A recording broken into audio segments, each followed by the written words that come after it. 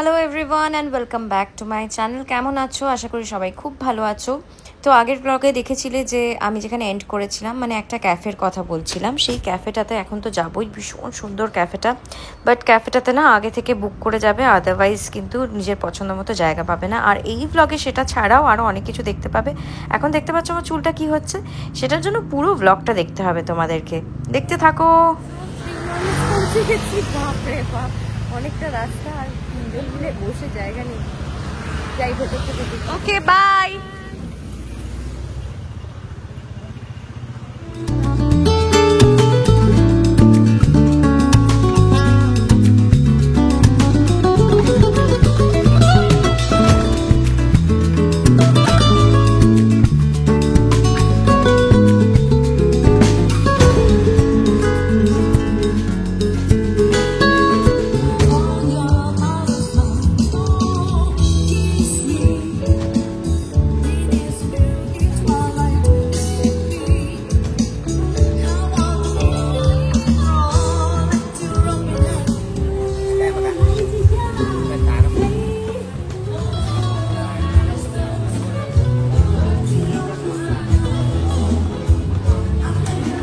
এখানে আমার মুডটা একটু অফ হয়ে গেছিলো, দেখতেই পাচ্ছ। খুব একটা হাসছি না, কিরকম একটা গম্ভীরভাবে বসে আছি, তার কারণ আমি পছন্দ মতো জায়গা পাইনি। আমার খুব মন খারাপ হয়ে গেছিলো।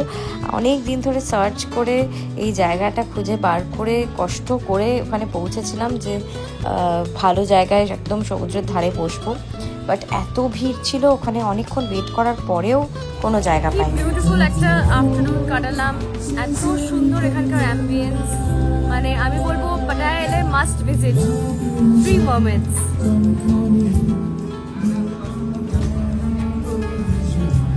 পরে যদিও নিজেকে বুঝিয়ে মুডটা একদম ঠিক করে নিয়েছিলাম, বাট খুব সুন্দর লেগেছিল। আর ইভিনিং হওয়াটা মানে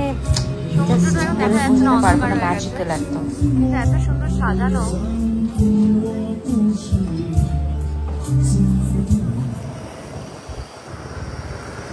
এখন আবার ফিরে যাচ্ছি হোটেলের দিকে। অ্যাকচুয়ালি এখন পাটায়া যাব, পাটায়া গিয়ে তারপরে আমি হোটেলে যাব। এখনও অনেক কিছু বাকি আছে, পুরো ব্লগটা দেখতে থাকো। পাটায়া পৌঁছে গেছি, আর পৌঁছে গিয়েই দেখতে পাচ্ছি যে ওয়াকিং স্ট্রিটে ক্রোকোডাইল বিক্রি হচ্ছে। মানে যেগুলোকে মানুষ ভয় পায় সেগুলো মানুষরাই খাচ্ছে। যদিও আমি ট্রাই করিনি, আমার একদম ইচ্ছাও ছিল না ট্রাই করার। বাট তোমরা যদি কখনো ক্রোকোডাইলের মাংস খেয়ে থাকো তাহলে কিন্তু অবশ্যই কমেন্টসে জানিও, বা খাওয়ার ইচ্ছা আছে কিনা সেটাও জানাতে পারো। আমার একদম ইচ্ছা ছিল না এবং আমি কোনোদিনও ট্রাই করতে চাই না, তাই আমি খাইনি। দেখতে পাচ্ছি কিরকম ছাল ছাড়িয়ে রাখা।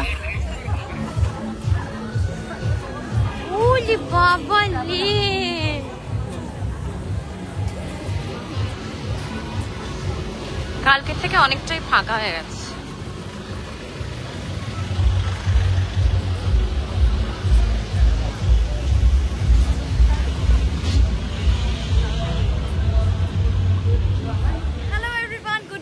Welcome back to my channel. আজকে একটা বিউটিফুল ব্রাইট সানি ডে এবং সেই দিনে আমি বেরিয়ে পড়েছি। আজকে হচ্ছে 3rd ডে ইন পাটায়া। তো আজকে যাব হচ্ছে, এটা আমি ভেবে রেখেছিলাম অনেক আগে থেকে, ইনস্টাগ্রাম দেখেই, যে একটা বিউটিফুল ক্যাফে, দুটো ক্যাফেতে অ্যাকচুয়ালি যাব। ফার্স্ট হচ্ছে great and grand sweet destination, যেটা দেখে মনে হবে আমি আইসক্রিমের দুনিয়াতে আছি।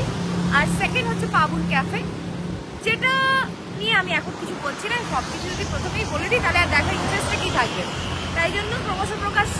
তোমরা চলো আমার সঙ্গে। এই যে আমি আমার হোটেলের সামনে দাঁড়িয়ে আছি, ক্যাব বুক করে ফেলেছি, ক্যাব চলে আসবে আর কিছুক্ষণে। এখানে ইনড্রাইভ চলে, তো খুব ইজি হচ্ছে আমার। 2 মিনিটস এসে গেছে দেখাচ্ছি, কিন্তু কোথায় সেটা আমি দেখতে পাচ্ছি না।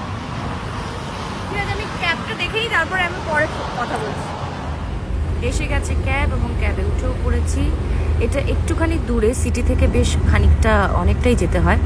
তো এখানে আমি বেটার বলবো যে তোমরা যদি পারো তাহলে একটা কোনো গাড়ি রেন্ট করে আউট স্টেশন হিসেবে নিয়ে গেলে সুবিধা হবে তোমাদেরকে। আমি জানতাম না বলে আমি ওখান থেকে আবার বুক করার চেষ্টা করছিলাম। পরের ক্যাফেটা একদম কাছে, কিন্তু এত গরম হেঁটে যাওয়ার কোনো সম্ভাবনাই ছিল না, আর একটু অসুবিধা হয়েছে।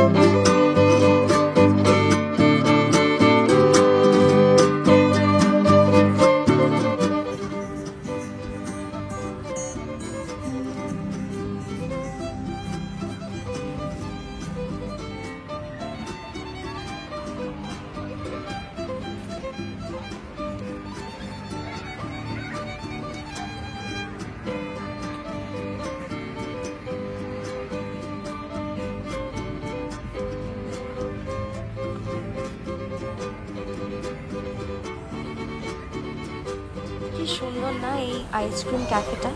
এখানে কিন্তু বাচ্চারা গেলে পাগল হয়ে যাবে, মানে এত আনন্দ পাবে, বড়রাই এত আনন্দ করছিল। এখানে অনেকেই ছিল, বাচ্চাও ছিল, বড়রাও ছিল। তো বাচ্চাদের মানে নিয়ে বাড়িতে আসা যাবে না এখান থেকে, এত সুন্দর, এত কিউট একটা ক্যাফে। সুন্দর, এটা আমি বলে বোঝাতে পারবো না। এখানে একটা আইসক্রিম পার্লারও আছে, যেখানে আমি আইসক্রিম খাচ্ছি। আর বাইরেটা মানে এত সুইট, কিন্তু প্রচণ্ড গরম। আর এখানে এখন টপসান বলে একটাও ভালো ছবি আছে, সব কীরকম একটা অদ্ভুত ধরনের লাগছে দেখতে। বাট জায়গাটা ভীষণ মিষ্টি একটা জায়গা, বাচ্চাদের জন্য এটা ভীষণই ভালো। আইসক্রিমটাও ভালো খেতে। সো হয়ে গেছে আমার এখন গ্র্যান্ড সুইট ডেস্টিনেশন ঘোরা। এবার আমি যাবো হচ্ছে পাবন ক্যাফেতে, বাট এখান থেকে কোনো ক্যাব পাচ্ছিলাম না আমার যে অ্যাপে সেখানে।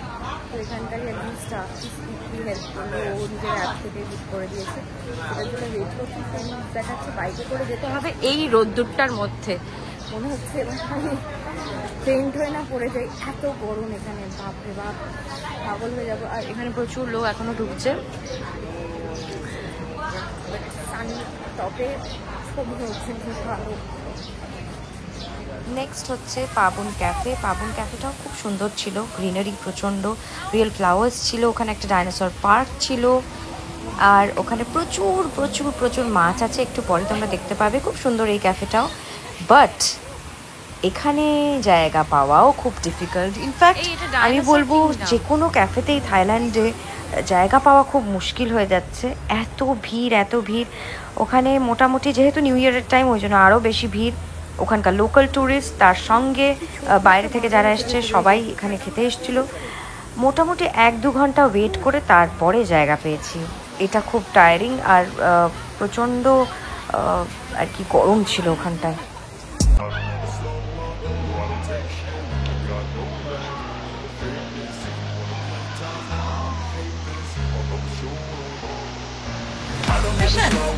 No, I don't take shit. I got no love for the fakeness. If you wanna play tough and wanna hate this, I'll always show up and make a statement. I don't ever slow up. No, I don't take shit. I got no love for the fakeness. If you wanna play tough and wanna hate this, I'll always show up and make a statement. Everything I do so instinctive and so passionate. Every word I move so descriptive like an adjective. I got a vendetta against people who patented being negative when you should be getting after it.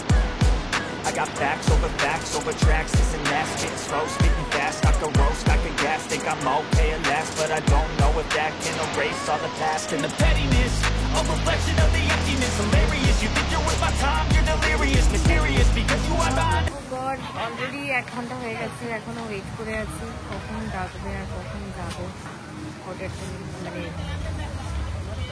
টেবিলটার জন্য। প্রচুর waiting এখানে, প্রচুর লোক। আগের দিনও দেখলাম যখন আমরা ওই ইয়েতে গেছিলাম, কি যেন মোমেন্টস, ওখানেও তাই।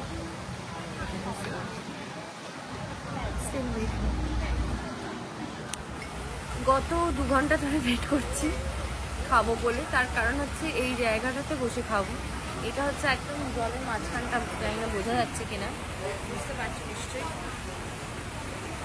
এইখানে খাবো বলে অলরেডি 2-2.5 ঘন্টা ওয়েটিং, এখনও অর্ডার দিয়েছি, এখনও 25 মিনিটস ওয়েটিং। সো আমি রেকমেন্ড করব যারাই থাইল্যান্ড আসছো, এবং পাটায়ার কথাই আমি বলছি, যেহেতু আমি ব্যাংকক এখন পৌঁছইনি, ওখানকার কী সিনারিও আমি জানি না।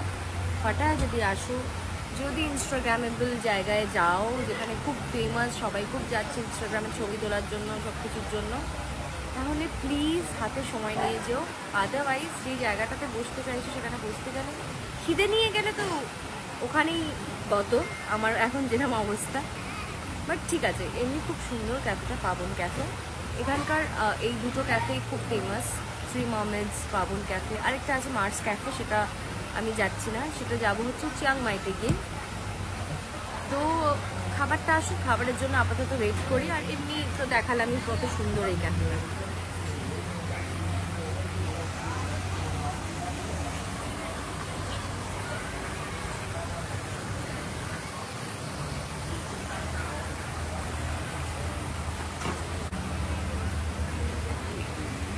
খাবার আমার এসে গেছে এই যে shrimp in red curry sauce নাকি একটা ব্লু লেমন।